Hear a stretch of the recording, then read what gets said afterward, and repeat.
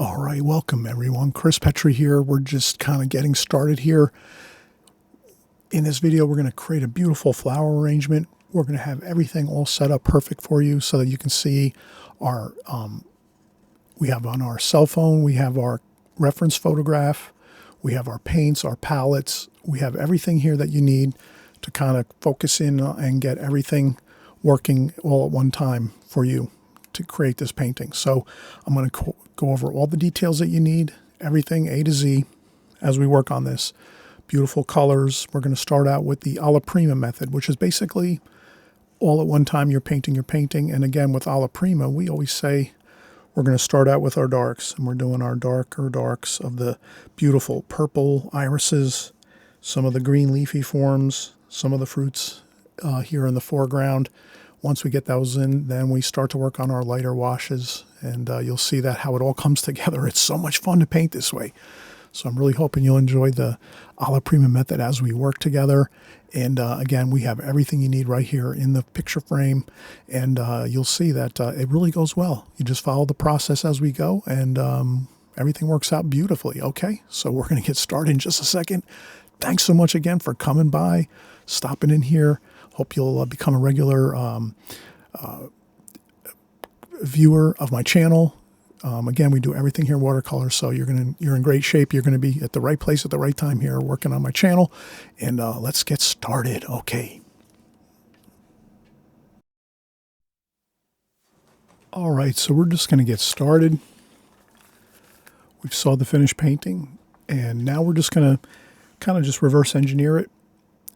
Kind of go through the steps that we took to get to this place. I'm going to just do a little zoom in here. Hope you don't mind.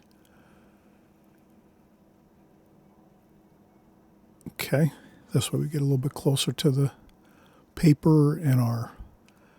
I just have a quick... I think I painted this a year or two ago. So I just took a picture of what I painted, and then I have it on my phone here. And then we'll have our paper. So we're just going to copy kind of what we did prior. On this here.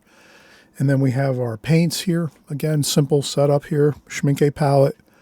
I did a customized palette. You can always check in on my archive videos. So if you just go into YouTube and check, you just type in Chris Petri palettes. And then if you type in that Chris Petri palettes, you'll see that I have the Schmincke palette and how I set it up customized like this. But you don't need to customize your palette. You could just use the regular Schmincke palette. That's fine too. I just changed it a little bit so that I could have a few more colors in there in the palette. And I spritz it with a little bit of water with my Holbein spritzer bottle just to keep the paints moist. And that's a big part of watercolor, is keeping our paints moist. So we like to do that. And this way we can get really beautiful color right away when we're dipping into it with our brush. And so let's start out with our contour drawing. So the first thing we usually do is we mention where's our light source coming from. So you can always, you could do it with your pencil, or you could even take a Sharpie if you want it to be a little bit more pronounced. And we're going to say that our light source is basically directly overhead maybe.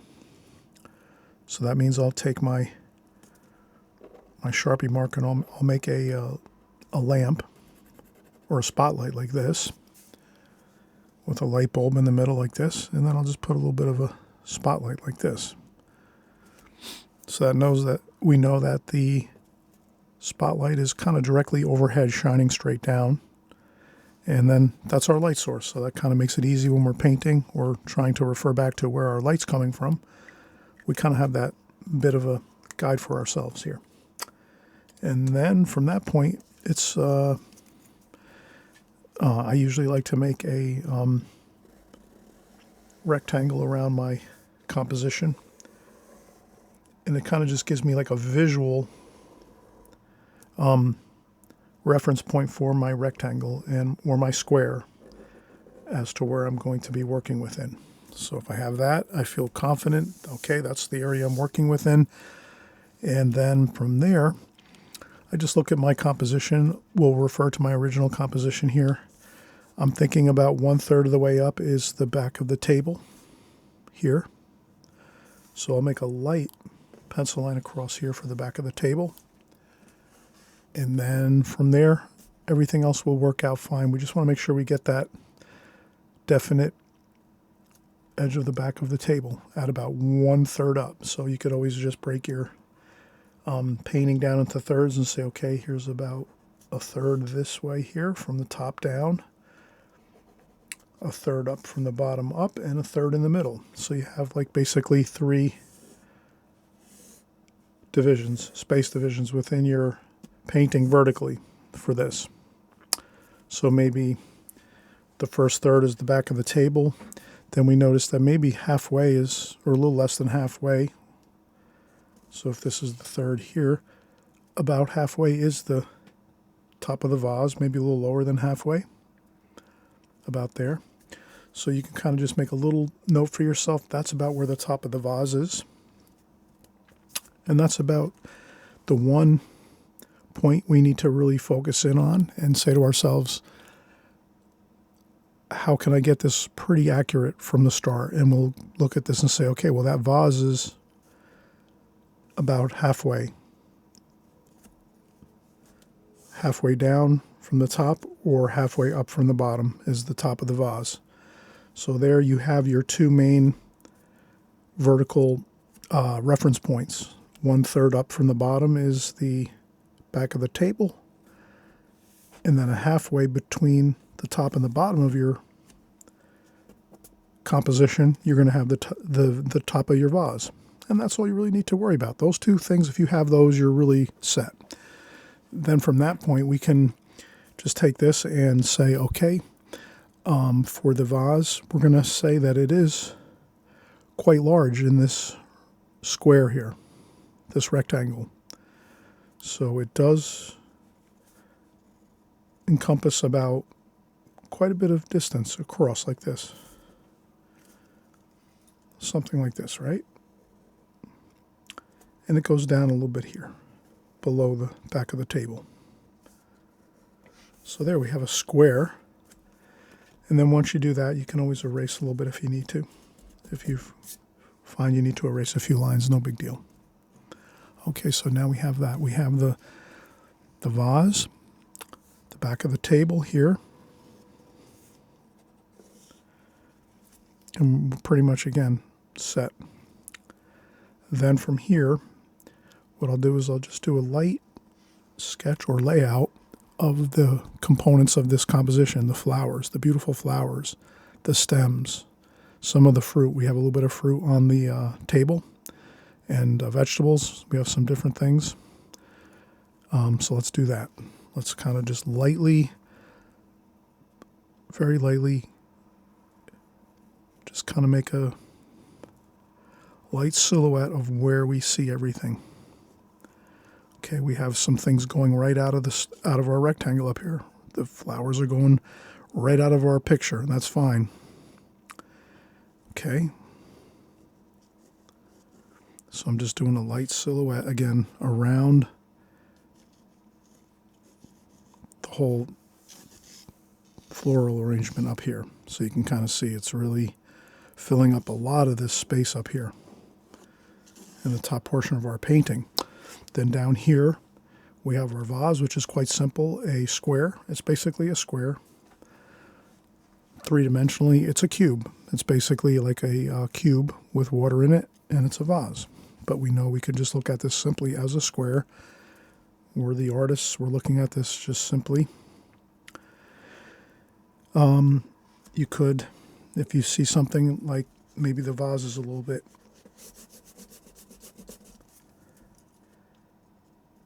maybe we need to shorten it up a little bit. Like that. You can do that too. So I shortened up the vase just a little bit on the bottom. And then I'll start to just lightly put in an orange here. We have an orange. And then this here is an apple behind the orange. Like this, an apple here.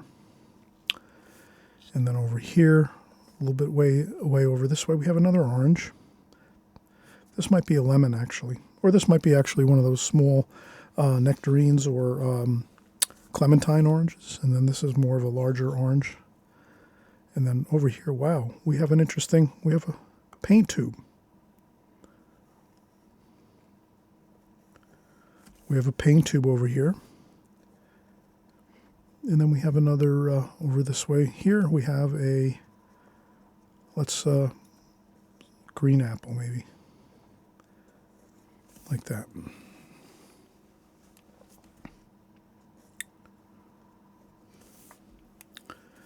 And then over here, maybe a lemon.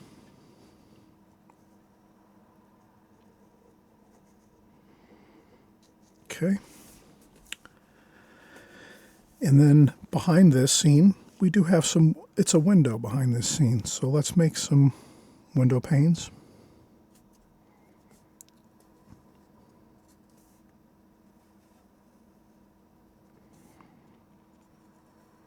Okay, so we're just going to make those window panes somewhat, nothing too definite, you know. We just want to have something in there. And if it's not perfect, or if you deviate from your photograph, that's fine. That's, as an artist, you can render things differently, change things to your own needs, to suit your own needs. But I think here we have a really nice light sketch, preliminary sketch of what we're doing here. Like that.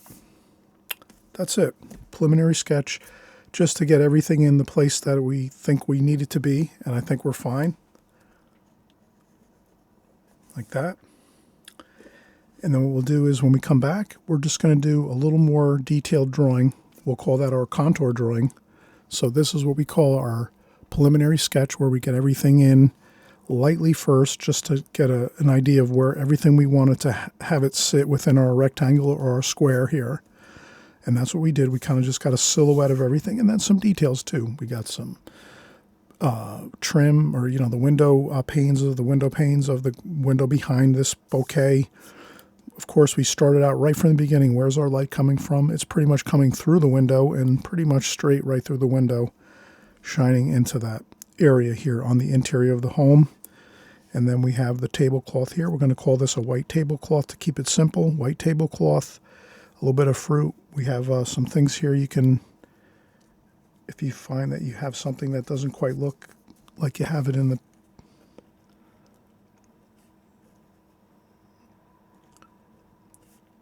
and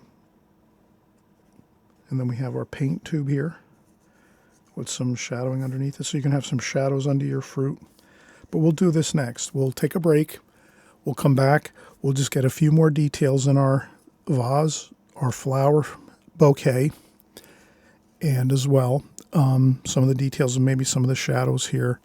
But other than that, I think we're really in great shape. Again, that's the whole point of doing that contour or preliminary sketch. The preliminary sketch is just so that you don't make things too small or too large, so that you're kind of going way out of your paper, your designated square or rectangle that you're going to draw to start with. So you draw your rectangular square to start with, then you start getting everything in here, and you break it down and again into thirds, quarters, whatever you feel you're comfortable with your spatial divisions. We did thirds, 1/3 up, back of the table, about halfway, top of the vase. And then that was pretty much our two main vertical waypoints. Then after that, again, we just added a couple things in there, our window panes, our fruits, our vegetables, you know, a couple things, and that's fine. Then when we come back, we'll do our contour drawing, which will get a little more detail with the flowers. Maybe we'll put a paintbrush in here or something, an artist brush, like a watercolor brush in here. But you're going to find that it's so much fun if you start out in the beginning, putting things together a little bit carefully like this, doing the preliminary sketch. And if you do that, you're going to find it so much easier to get your paintings looking good, because if you start out kind of shaky on what's inside the rectangle and the square of what you're working in, then it's hard to kind of, you know, make adjustments when you're starting to paint. So if you can get everything pretty solid when you start out with your pencil sketch, then from there you're home free, because then you can just go in and paint and have that freedom and that fun of painting, and you're not stressing over, oh my gosh, I got to erase a section, or I've got to change something, or I've got to start another one. Oh my God. So it's always fun just to get that first preliminary sketch in, really solid. Again, we'll do the contour drawing next, just to get some of the flower shapes and more of the definite details here. Which will only take us 5 or 10 minutes, and then we'll get right into the painting after that. So thanks so much for coming by, for joining along. We're having a great time here. And again, it's just a real fun flower composition we're working on here, and we'll get into the details too of the paints, the colors, once we start painting, how you're going to apply those paints and those colors to your painting to make it look absolutely beautiful. Lots of color, vibrancy, impactful looking paint on your watercolor. We're going to paint watercolor painting. You're going to see it all here. So just be right back. We'll do our contour drawing next, and then after that we'll start painting. Okay, be right back. All right, so we're going to zoom in here one more time, and we're going to start getting in our finer details here. And let's start out over here. I noticed that I had some beautiful daisies here. So I'm just going to do those. Nothing too definite over here in the bottom of this vase here. I notice here we have some beautiful stems in this vase. So I'm going to, again, work on my contour drawing, which is just I'm starting in one place and then just working through the painting.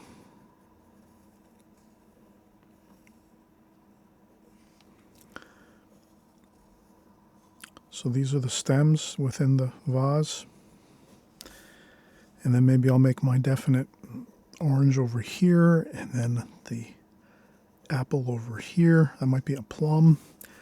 We have a lemon over here. So these are already pretty good for our contour drawing. The flowers are, I guess, really my details that I want to make sure I capture correctly. We have some beautiful irises here. So we're going to have those in the bouquet as well as our daisies here. So I'm just going to make those the centers of the daisies, just carefully make sure I have them in there. And again, a lot of this is going to be just fun washes within our painting, where we just carefully place some paint here and there to just kind of like, notate where the flowers are, where some of the stems are, things like this. So that's what I'm doing right now, is just getting in some details, but I don't feel like I have to get too much more of the details. I think most of it we're going to be able to sort of do while we're painting. And we're going to have some stems here, like this. So I'm just going to follow these stems here, like so. There's some stems over here. So again, that whole idea of the contour drawing is starting in one place and just working your way around.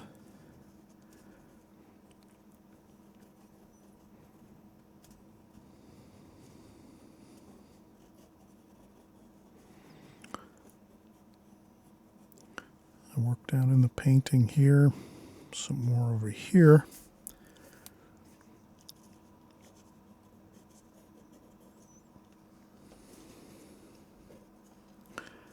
We have a couple flower and some stem shapes, some leaf forms here. We have a leaf form here, a couple leaf forms up here. And I think that's good. We have plenty of interesting contour drawing lines, and then from here we're fine. We have a good map of what we need to paint from here. So we can get our background colors in, no problem, just by using the photograph and referring back to the photograph as we're painting. So everything's really going to hinge upon going back and looking at our photograph as we paint here, using our our phone. I have a phone here. You can use an iPad, a home computer, maybe you have a large TV screen. Whatever you use to work from, that's fine. I know everyone's different. You're the artist. You're going to find out what works for you best. I'll just probably have a few watercolor brushes here that I'm going to use. I'll probably just maybe use a couple of round brushes here like this, travel brushes. These are my Charles Reed travel brushes here, Escoda travel brushes. Maybe I'll use my needlepoint brush too, my Alvaro Castagnet needlepoint brush. So I'll have all of these brushes here. These 3 brushes I think can really help me to get this painting completed, with no problem. So I'll have these over here to my left. As I need them, I'm going to use them. I'm going to fill my water bucket up with fresh, clean water. So I have a water bucket. I fill that up with fresh, clean water. You can use any kind of water bucket. I have incidentally, all of my watercolor supplies are down below in the comment section. Links to Amazon for any of the things you might need to pick up or purchase. Maybe most of you probably have all your art supplies already, but some of you that maybe are just joining along for the first time or you're just starting out in watercolor, trust me, it's pretty much an inexpensive start to begin with when you're just working with a couple things like brushes, a water bucket, some paper, some paints. It's not that much. Watercolor is a very affordable hobby, actually. So, and you can take it anywhere you go. You can bring it on weekend getaways, vacation. You can work around the house with your paints. You have a little small area carved out for yourself in your home. Maybe a desk or some area in the basement or in an attic or even in your kitchen on the kitchen table, whatever you want to do. You have the full freedom to set up your watercolor art supplies and your setup wherever you can do it. You can put it in a plastic bin when you're done and stow it someplace, and then you bring it out again when you're ready to paint again. So it's really a lot of fun, but we have all these things here that we're using, our art supplies, but there's really... To get started, especially if you're just starting, it's really kind of simple. And we have plenty of extreme beginner videos. If you just type in Chris Petri, extreme beginners, you'll see we have a different palette than this one that's even less of a hassle. Sometimes when you're working in watercolor and you have been working in it for a while, maybe a year or two, you're going to want to get the squeezable tube paints and get this really beautiful, gorgeous color here in your palette. But if you're just starting out, it's fine to use a really nice, simple Prang palette like I show on my Extreme Beginners videos. Those palettes are incredible, easy to use, simple to use, no fuss, no muss. So you can use those too as well. But let's get started with our painting since we have everything all set up here. And I'll just grab my brush here. I'm going to use the number 6 travel brush like this. And what I'll do is I'll go for the darks first. So I'm going to get some green, sap green, French ultramarine blue, burnt umber, a little bit of burnt umber in there mixed. And then I can get a couple of the darker greens here going and starting to get the beautiful dark greens. Look at that, how good that looks.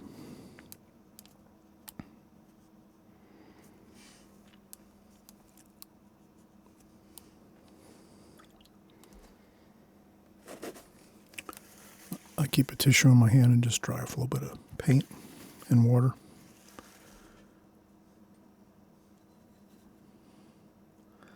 And a little bit of sap green, cadmium lemon yellow.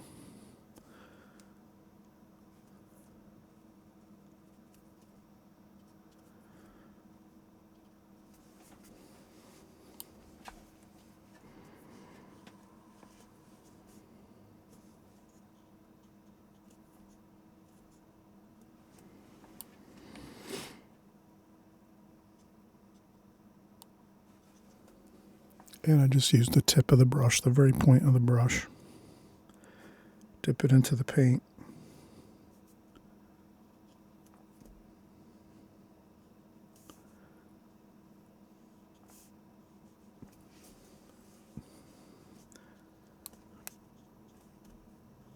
And then you have it. Okay, now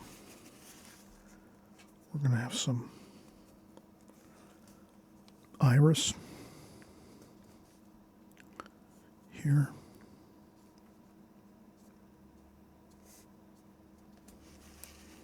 A couple splashes there.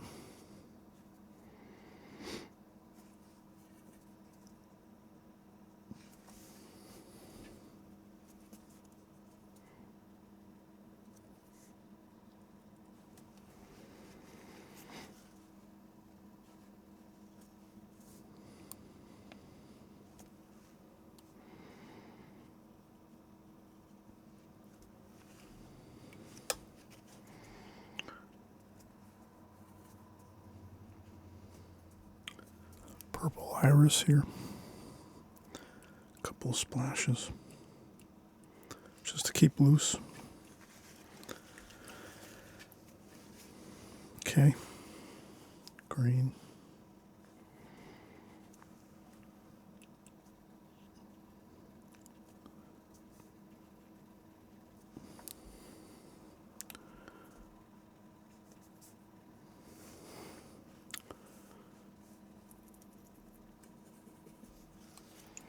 We'll use a little bit of the, this is Viridian green, kind of like a nice turquoise green.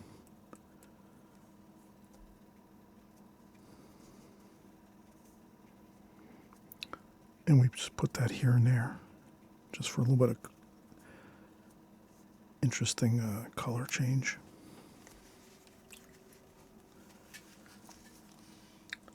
A little bit of raw sienna.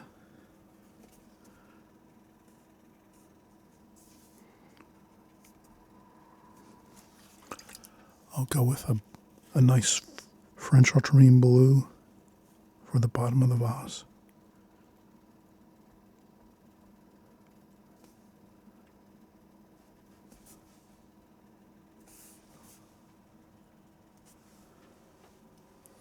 Maybe a little bit up on top too.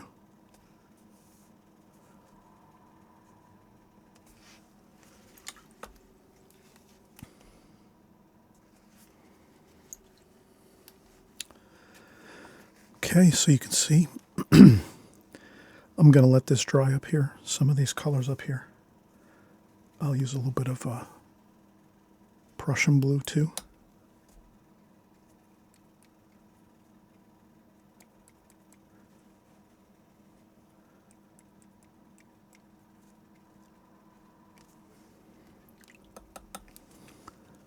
Okay.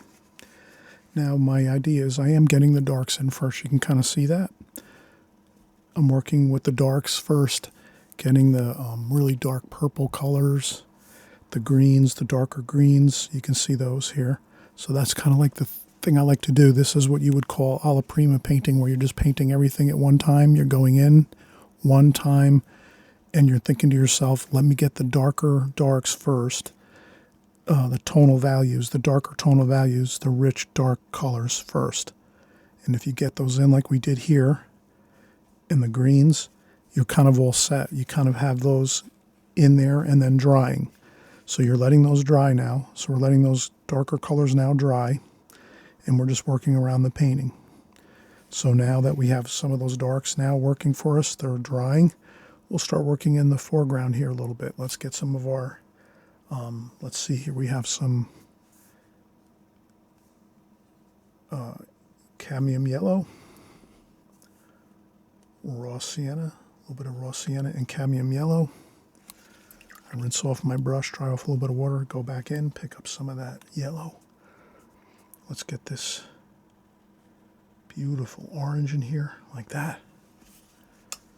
Then we'll put a little bit of that darker raw sienna across the center of it.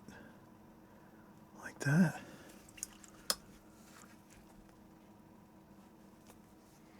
And then right away we'll go in, pick up a little bit of green, maybe a little bit of purple, and we'll get a little bit of a shadow under there, like this. We definitely want to have that shadowing underneath that orange here. You can even get a little bit of cadmium orange.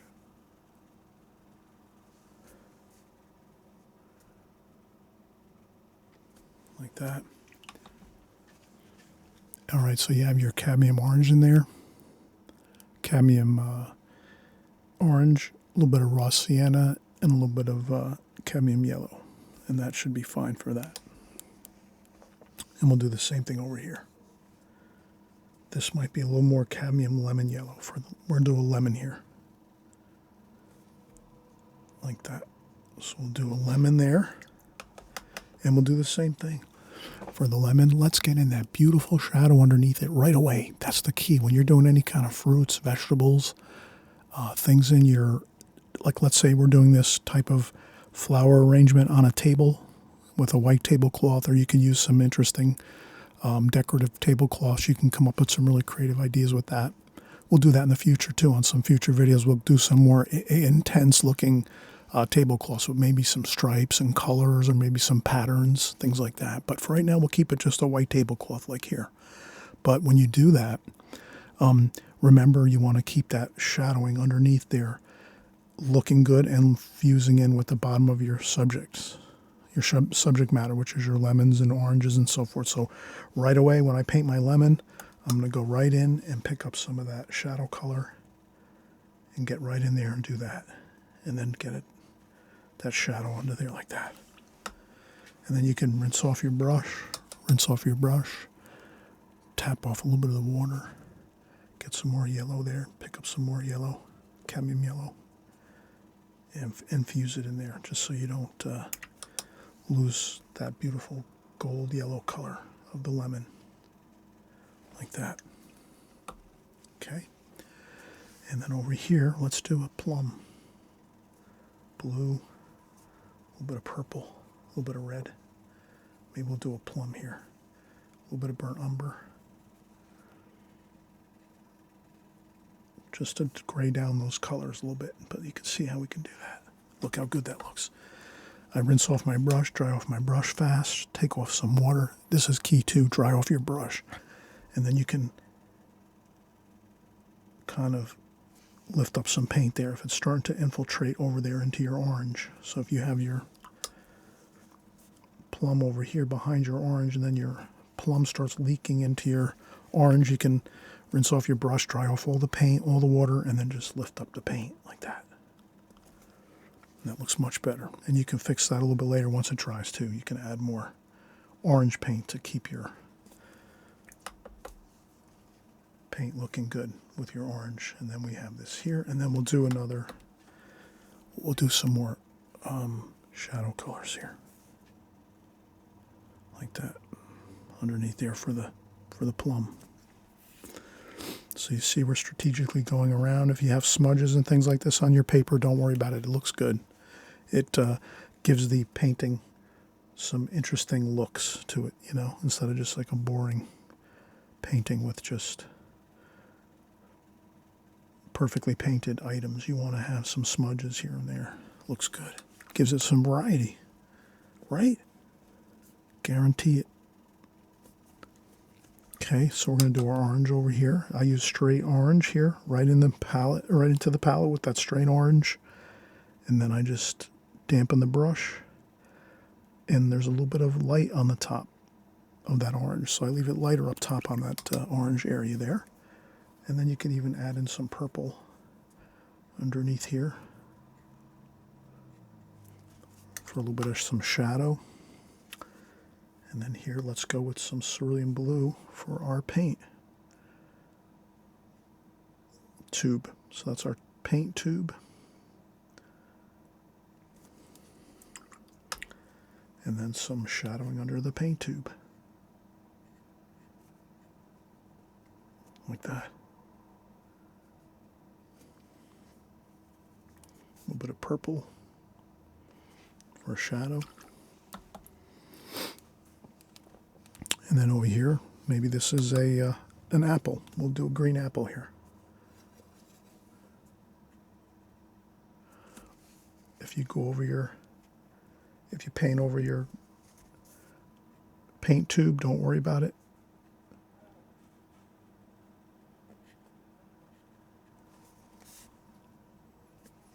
There we go. We have a green apple. There, starting here. And then we'll fix this up with a little bit of white paint later. So always remember, you can fix things up with a little bit of white paint. If you paint over an area that may be white, this paint tube is actually white. with some blue on it. Don't worry. This is the top of the paint tube here. Okay, and then there's a little bit of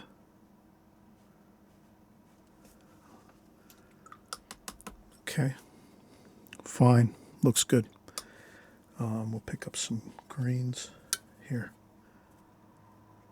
for the background here. So I'm going to start to paint the background a little bit of gold, raw umber, green and raw umber back here, like that. Look how good that looks.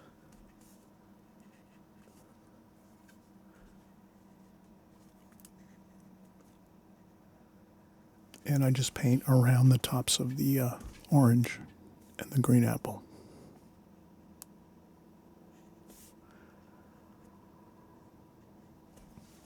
I rinse off my brush, dry off a little bit of the water with a paper towel, tissue, sponge, whatever you have.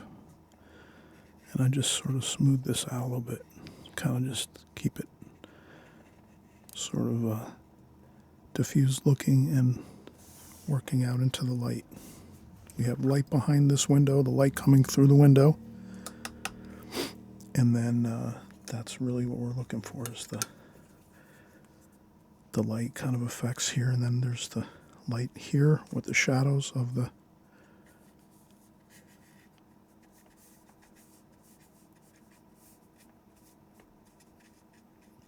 flowers. So you have some shadowing on the white tablecloth from the,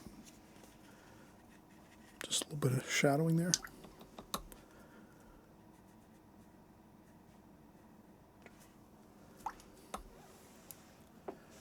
All right, perfect time to take a break. Let's take a break. I always mention that when you're working, take a break every once in a while. Perfect time to get a little drink of water, something, a beverage, stretch a little bit, sit down if you're standing up. If you're sitting down, maybe you stand up and walk around a little bit, get a little bit of a stretch, and then you come back and work. But we've done a lot so far. You can kind of see we've done a really good job now of starting out strong with our darks, the darks of this painting. And we're doing it Ala Prima, which means we're painting all at one time. We're not doing glazings and light first, dark after that, whatever. We're just doing the Ala Prima. You're just starting out right away with the darks, getting in your more prominent features of your painting. And then as we do that, we really find that we can get the look we want. And then as we get these really prominent features all painted in, as we're doing now, everything gets easier and easier as the painting goes on. So now we'll take a quick break. We'll let some of this dry a little more, and then we'll come back and we'll start to finish up. But I think we're actually probably about 60% to 70% complete. So we're going to finish up probably in the next segment or two. We'll have everything all completed and looking really fantastic. So let's just take a quick break, and we'll be right back. All right, so we're getting back started again. Let's take a quick paper towel. I usually dip my paper towel in a little bit of water, and I just clean up the palette a little bit. That's all. I just try to clean up the palette just a tiny bit, get the colors up, you know. If we're mixing a lot of colors, it tends to get kind of muddy looking, the colors. So if we just clean up the colors a little bit, get a fresh palette going, clean up the colors, and then we can start out with more colors. And we're going to be using the same colors over and over again, so we don't have to worry about it. We're kind of going to keep track of that in the back of our heads. Okay, so now what I'll do is I'll empty out my water bucket too.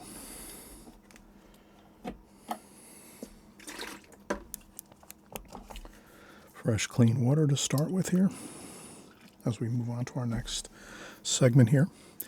All right, so now with the next segment here, I think we'll work on some of the daisies in the scene here, and I'll have some paper towels here, dry off the brush a little bit if we have to, and we'll get some raw sienna, maybe some burnt sienna, and what else would we need for that? I think that's good. Maybe a little bit of cadmium lemon yellow. Okay, then we'll just do that. We'll take our brush and come up like this and do a bit of a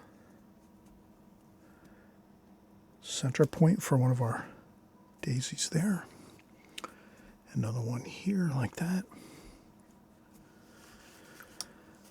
Maybe another bit up here. There's another one here. And that's all you have to do is get a couple of areas where you put the center of your flower in like that. And right away it reads as beautifully correct. Your flowers are now sort of set up in your painting like this. Like that. Then from that point you can come in and you can make a little bit of cerulean blue, a little bit of purple, so you have purple, cerulean blue. Mix in a little bit of the gold. And then you can get in a little bit of the shadows around those flowers, the daisies. So if you have a couple of those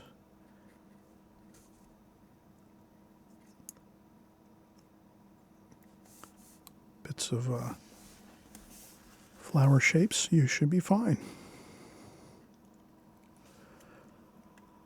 So you can see I'm just taking the flower shapes of the daisies and doing a little bit of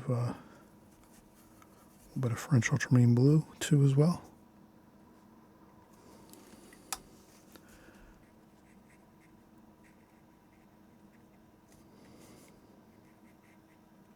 A little bit of sap green. So you can work in some sap green,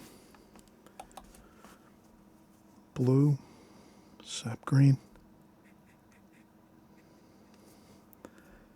And the fun of this is to try to keep your bouquet of flowers here that we're working on, try to keep it light. Try to keep lots of light white paper in the middle of your painting there, your floral flowers, you know. It's easy to start to block everything in.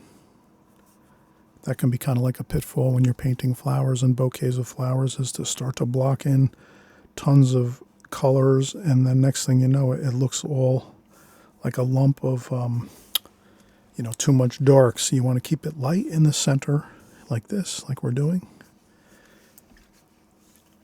And then you have it. It's much more pleasant looking. Okay. So I think I'll get some more green, sap green, French ultramarine blue, a little bit of burnt umber to gray down just a touch. And I'll just do a couple of these quick, like that, a couple of quick darks like this. A couple of splashes.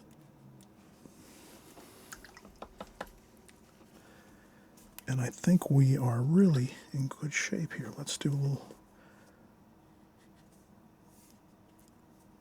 gold and green and some of this French ultramarine blue, raw sienna. So the colors would be sap green, French ultramarine blue, a little bit of, this is ultramarine violet, sap green, a little bit of burnt umber. Then we have a little over here, a little bit of raw sienna. And if you mix these all together, you get that really nice kind of grayish color, like that. And this way we can start working in our window panes like this.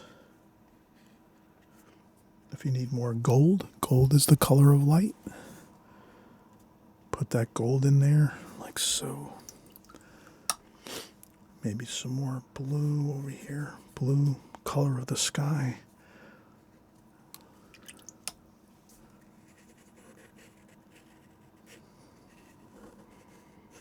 Like that. And again, we're having fun, right? Have fun with your washes here as you go. Get some paint on here. I would leave the window panes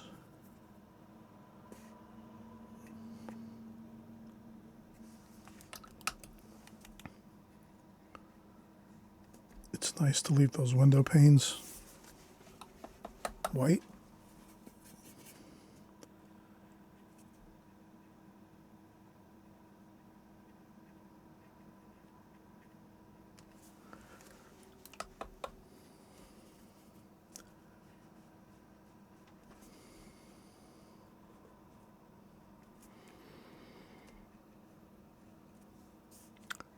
And I'm hoping you're enjoying this. This is really so much fun. You can paint these type of paintings over and over again and never get tired of them. There's so many little fun areas you can just explore different creative techniques with your flower paintings. And we'll use some cerulean blue here. And maybe just go across with like a bit of maybe a fold in the tablecloth. Maybe just a line here. You can blot up a little bit of paint. Like that.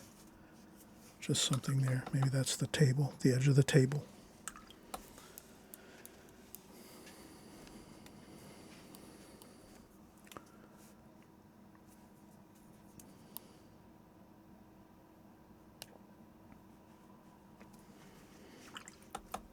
You can add in some more color, infuse in some color as you need.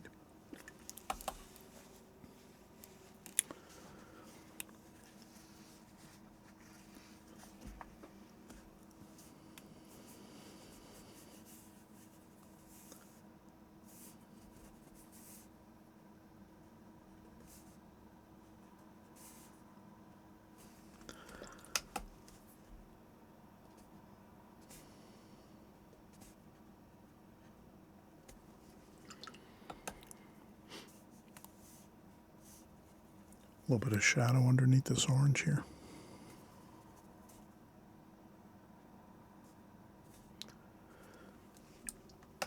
And again, we're going to clean up this paint tube here with a little bit of white paint. Okay.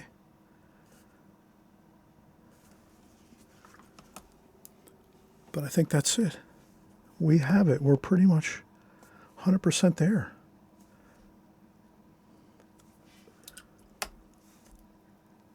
You could add a little bit of punctuations of darks in a few spots like this. A couple more bits of green in the vase like this.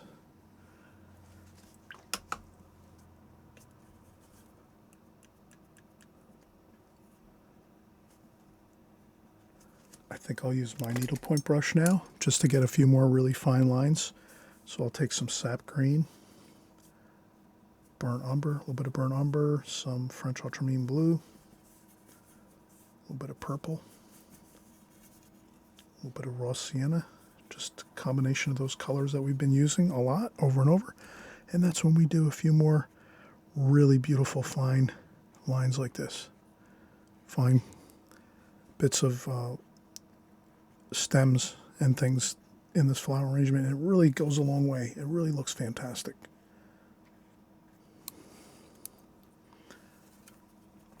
So these are the kind of really the final details you can create in your paintings that really make it look very realistic. Just these few very fine lines like this.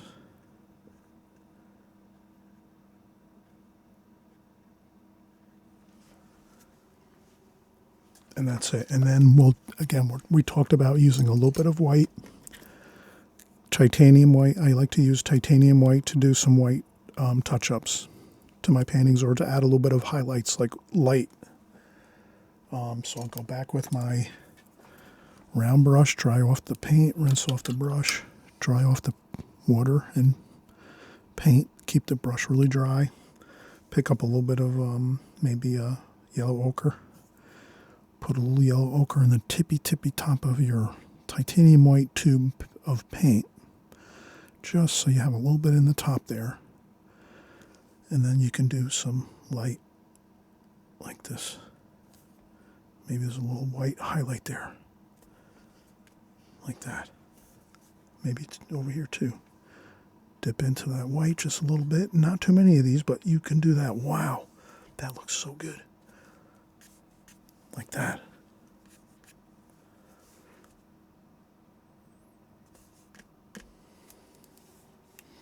If it's too much, no problem. Dry off the brush. And just blend that in. So maybe you just have one highlight like that. Okay, and then we talked about over here. We're just going to touch up the tube of paint. Like that.